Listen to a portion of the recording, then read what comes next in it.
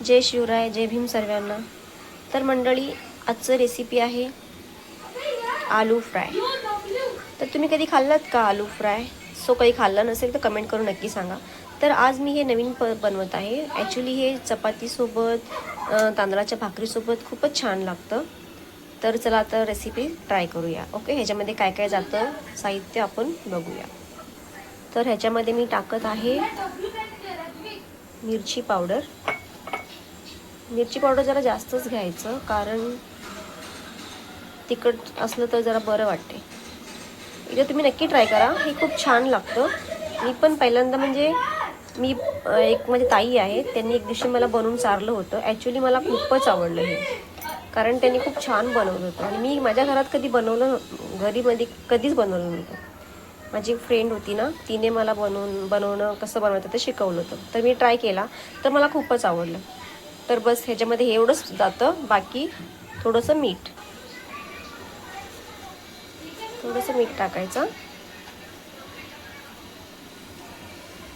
मग ह्याला मिक्स करून घ्यायचं व्यवस्थित.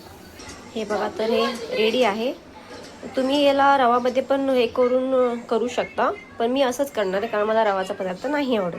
ओके, चला तर आपण स्टार्ट करूया. इथे एक पॅन घेतलं आहे. ह्याच्यावर ही पॅन आहे, ह्याच्यावर आपण चिकन तंदुरी वगैरे सगळं काय फ्राय करू शकतो. नॉनस्टिकी आहे ही, आणि ह्याच्यावर चिपकत नाही. ते खूप छान आहे आणि ह्याच्यामध्ये खूप क्रिस्पी आणि खूप छान बनतं. मेन चिपकायला नाही पाहिजे, चिपकलं तर मग ते बरोबर बनत नाही. बस एवढंच मी तेल टाकलं आहे, आणि मग ह्याच्यावरती एक एक करून हे असं सोडायचं. एकदम फक्त 5-10 मिनिटं बनणारी रेसिपी आहे बटाटे फ्राय. तुम्ही नक्की ट्राय करा, आणि तुम्हाला माहिती असेल तर कमेंट करून नक्की सांगा. हे बघा, तुम्ही पाहू शकता की मस्त वाटते. हे खायला एवढं टेस्टी लागते ना, खूप छान.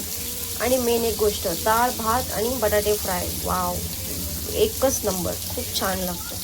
मला तर खूप आवडतं, म्हणून आज मी दुपारी जेवणासाठी हेच बनवत आहे. तुम्ही पण एकदा नक्की ट्राय करा मंडळी, खूप छान लागतं हे. आणि तुमच्या घरात मुलं असतील तर मुलांना तर खूपच आवडते. नक्की ट्राय करा तुम्ही. आता आपण ह्याला एक परतून घेऊया. हे बघा, मस्त असं झालंय. लगेच बनते, याला जास्त टाइम नाही लागत.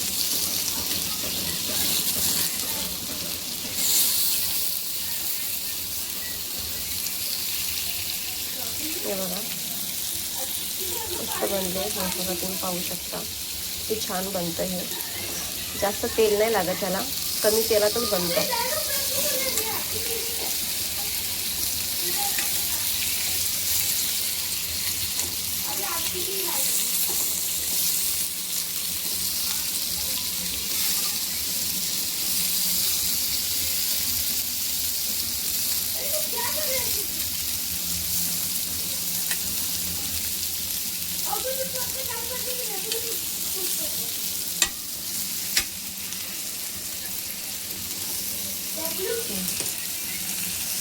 किती छान वाटते, खायला तर खूपच छान वाटतं. तुम्ही एकदा नक्की ट्राय करा.